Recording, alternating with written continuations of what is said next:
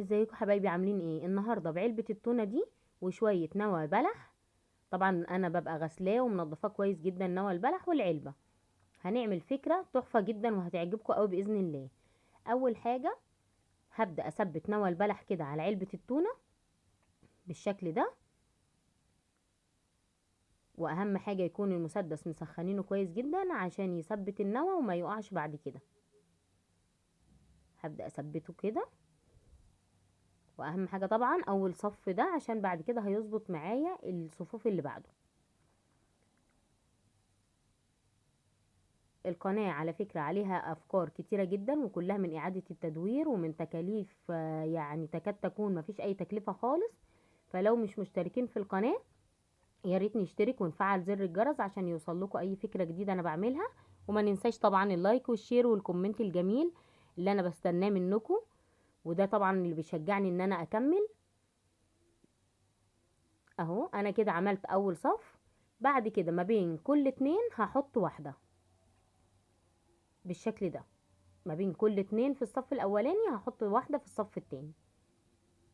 طبعا نوى البلح ده انا غسلاه كويس جدا، والطبقة الخفيفة خالص اللي بتبقى دي متشالة. وبعد كده بننشفه ونبدأ بنعمل بيه الافكار اللي احنا عايزينها.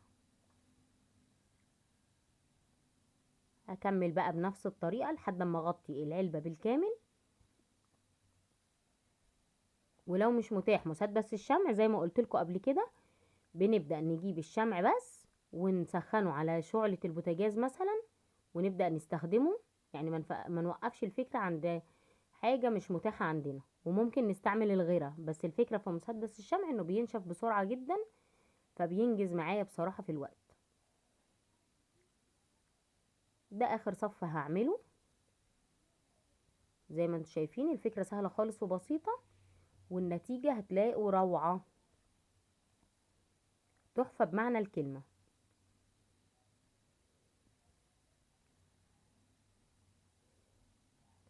هكمل بقى بنفس الطريقة كده لحد ما اغطي اخر جزء ده في العلبة. وتعالوا نشوف بعدها هنعمل ايه. كملوا الفيديو للاخر عشان تقدروا تقولوا لي رأيكم. وطبعا لو في افكار انتوا عاوزينها ومش لاقيينها على القناة عندي يا ريت تكتبوا لي، وانا هعمل لكم اللي انتوا عاوزينه. وطبعا دي اكتر حاجة بتفرحني. كده تمام. هبدأ بعد كده يا اما الون العلبة بالوان اكريليك، يا اما لو مش متاحة انا بحب الاسبراي ده جدا. وبصراحة بينجز في الوقت وتوزيعه على الحاجة كويس جدا وما بيسيلش وبينشف في ثانيتها اصلا. بدأت ارش كده واغطي الشكل بالكامل، ولو في اجزاء مش مرشوشة شوية وببص واشوف اللي مش مرشوش هكمل وارشه. الموضوع سهل خالص وبسيط. كده تمام. هستنى بقى شوية وبعد كده هنشوف بقى انا استخدمتها في ايه. ده كان شكلها النهائي. هبدأ يا اما احط ورقة فويل عليها من فوق، ويا اما انا لقيت دي في مبخرة قديمة عندي فاستخدمتها وسخنت الفحم وبدأت احط البخور بالشكل ده.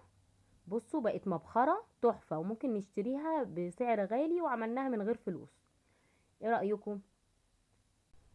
قولوا لي رأيكم في الكومنتات، واستنوني في فيديو جديد وفكرة جديدة. وما ننساش اللايك والشير والكومنت الجميل. باي باي.